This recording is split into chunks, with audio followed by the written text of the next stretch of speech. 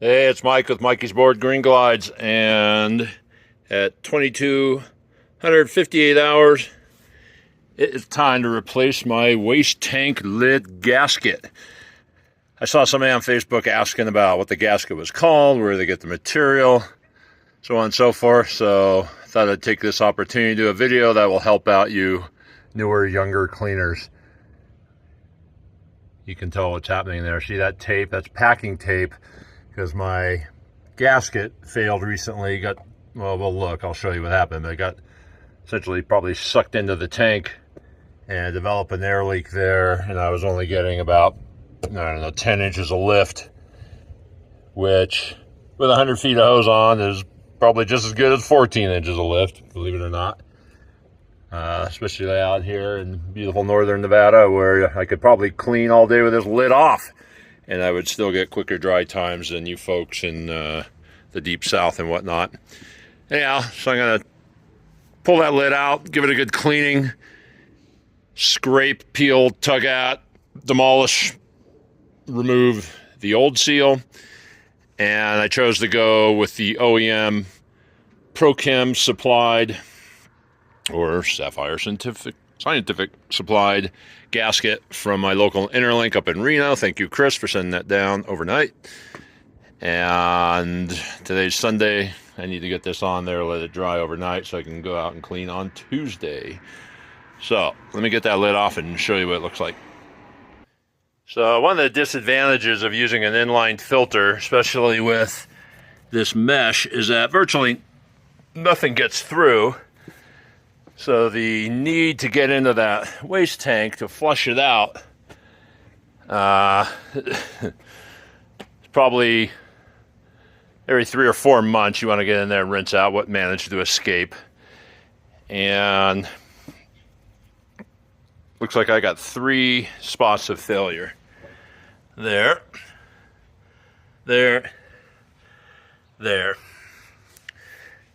And ooh, nice. This is going to come out pretty easy, as you can see. So, yeah, I should have got that sooner. Never did get a customer calling me saying the carpet took too long, because I am a over dry stroker. And as I said, I was getting at least 10 inches of lift, which at 100 feet is probably still 3 times what a portable gets. But any commercial work where I may have had 200 feet out, I do with my Trinity Phoenix. So let's clean this thing up so I don't have to deal with all the gunk as I sand and prep that whole surface so that the new gasket adheres properly.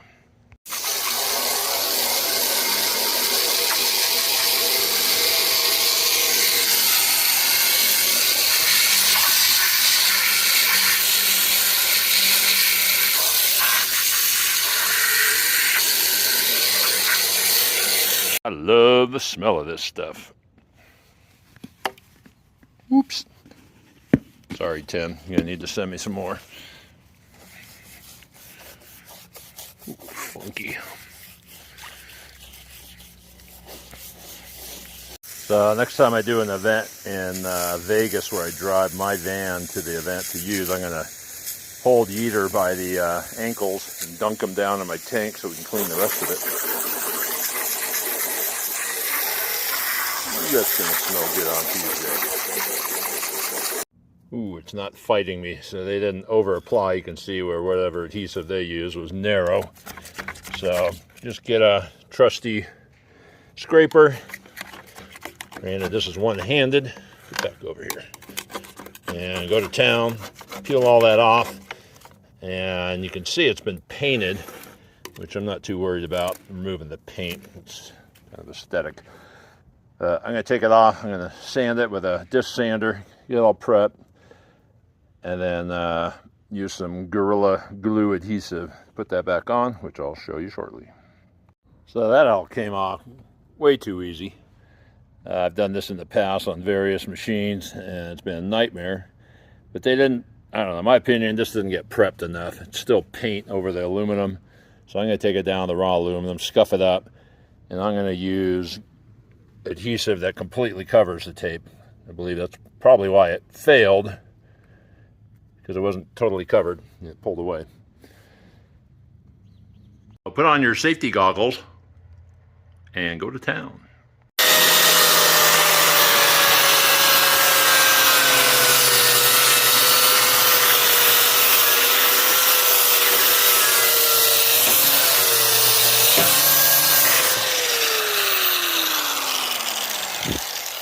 One-handed, mind you.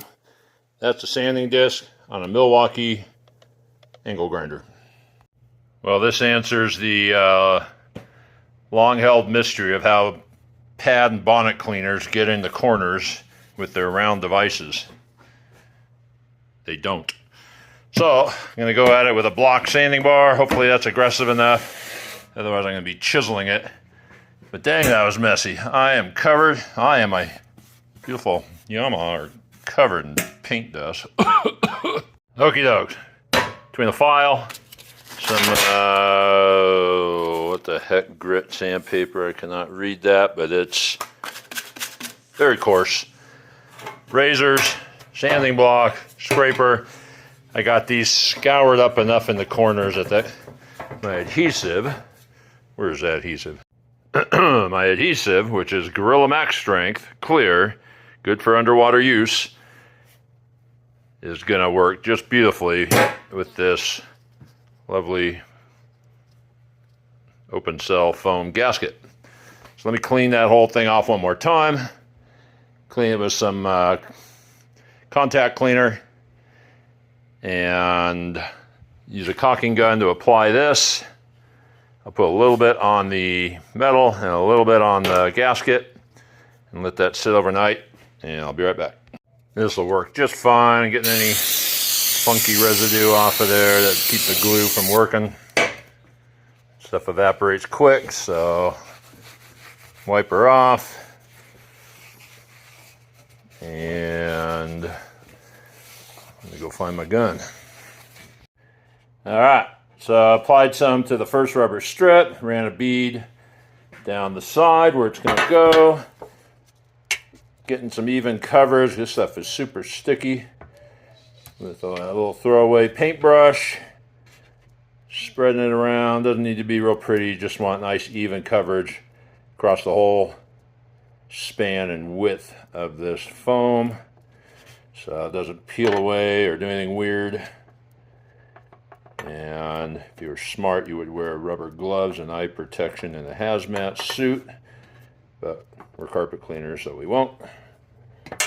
And you're going to do this in 4 strips around the perimeter, and then the 3 strips down the center, we'll say, that covers the walls in the waste tank. So just remember, get the whole, whatever that is, an inch covered. Use a brush, don't use your fingers, and do it on both surfaces. And then you're not going to use this, ideally, you do this on a Friday and let it dry over the weekend, because if some of this glues is out and you go right back to work, next time you go to take this lid off, you're going to be in for a rude surprise. It ain't coming off. All right, there we go. As I said, I gotta let that dry until Tuesday morning, and then use the rubber clamps, hold that baby down. And the whole process probably took me an hour, and that's because I was filming. But lift your tanks once in a while, clean them out, check that gasket, because you can lose substantial inches. And if you're in North Carolina or Louisiana or even the Northeast, where every inch matters, you want to keep up on this.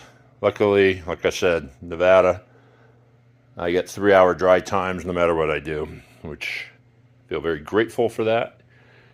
And leave your comments below, especially if you're going to heckle me about cleaning with 10 inches of lift, compared to my vortex days when I lived on the coast, and I was probably a proponent for 18 inches of lift and 20 flow and all that other gobbledygook.